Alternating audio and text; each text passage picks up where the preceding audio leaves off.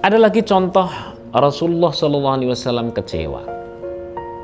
Namun kecewanya Rasulullah itu benar-benar happy. Ada keasikan di dalam diri. Beliau pandai dalam mengelola batin dan bersendagurau dalam tanda kutip dengan Allah Subhanahu wa taala. Ada keakraban, ada intensitas. Sebenarnya sepanjang ini terjadi, maka kekecewaan yang muncul pada keseharian kita ini tidak akan meluap menjadi sesuatu yang buruk. Kalau hari ini kan ada orang karena kecewa terus kemudian bertengkar, ada lagi yang bahkan memilih untuk minum minuman keras, bahkan ada yang lelaki itu malah bunuh diri dan sebagainya. Ternyata ada sesuatu yang kita bahas. Misalkan saya contohkan lagi. Ada hal berat yang luar biasa pada diri Rasulullah, yakni ketika beliau mendengar kabar istri beliau sendiri dihabarkan selingkuh. Rasulullah loh ini, dan istrinya berarti istri seorang nabi, yakni Sayyidah Aisyah radhiyallahu anha dihabarkan selingkuh bersama seorang sahabat namanya Safwan. Kejadiannya sangat cepat, tapi efeknya enggak selesai-selesai. Di Madinah rame.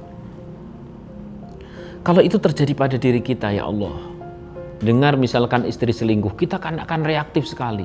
Bisa kita melukai istri, membalasnya, atau melukai diri sendiri. Ternyata yang dilakukan Rasulullah SAW itu lagi-lagi beliau memiliki keasikan pada batinnya bersama Allah Subhanahu wa taala. Pada saat berita namanya hadisul ifki, berita bohong tersebarnya perselingkuhan istri Nabi itu di Madinah ramai. Bahkan keluarga Sayyidina Abu Bakar, ayahanda dari istri sang Nabi, itu rasa malu luar biasa. Kalau dikatakan kecewa, Nabi kecewalah. Masa saya sebagai seorang Nabi punya istri kok selingkuh? Beliau beban sebagai seorang suami, beban lagi sebagai seorang pemimpin umat. Tapi apa yang dilakukan Rasulullah SAW? Ternyata Rasulullah tetap bisa mengendalikan beliau sendiri. Karena apa? Karena tadi itu kita masih pegang kata-kata ini.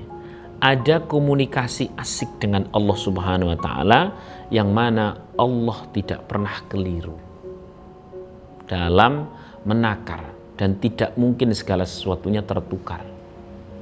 Nah, Rasulullah SAW kemudian berkata kepada Sayyidah Aisyah, wahai istriku, bila mereka yang salah, semoga Allah memaafkan. Tapi bila engkau yang salah, bertaubatlah. Aku sendiri tidak bisa memutuskan apa-apa sebelum Allah turunkan wahyu.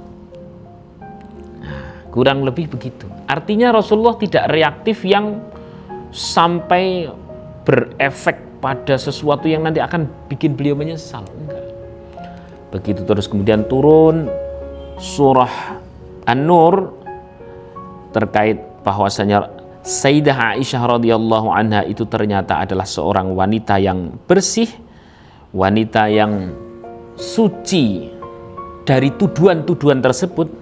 Innalladzina ja'u bil ifki usbatum minkum ila akhir, itu di surah An-Nur.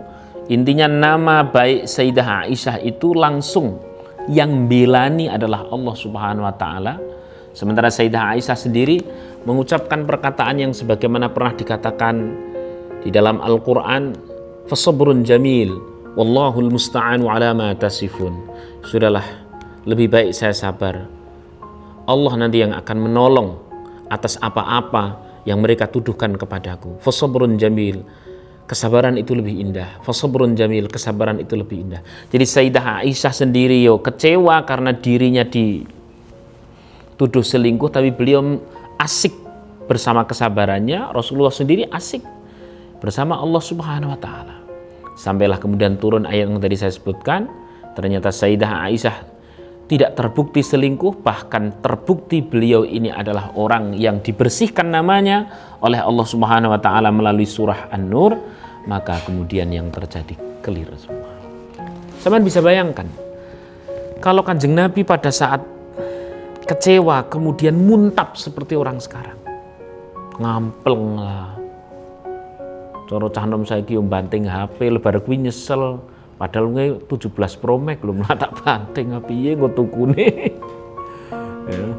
Atau kemudian Sayyidah Aisyah sendiri dendam kepada orang-orang yang menyakiti, atau dendam kepada Rasulullah, atau Rasulullah kemudian dendam kepada Sayyidah. Enggak, jauh semua dari hal itu. Kenapa?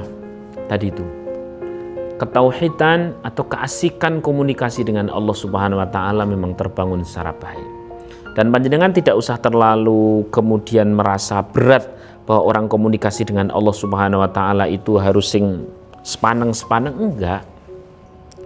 Kita cukup sering mengatakan, misalkan dalam setiap momen-momen kita minum, bacalah Bismillahirrahmanirrahim dengan menyebut asma Allah yang pasti Maha Pengasih lagi Maha Penyayang. Komunikasi keasikan kecil-kecil kayak gitu sering dibangun. Bahwa Allah Rahman Rahim, Allah Rahman Rahim. Mau berangkat kerja Bismillahirrahmanirrahim. Saya berangkat kerja dengan menyebut asma Allah yang pengasih lagi Maha Penyayang. Komunikasi-komunikasi kecil kayak gitu, itu dibangun, insya Allah tidak akan ada kejadian-kejadian frontal yang kemudian membuat diri kita terpental jauh dari kenormalan.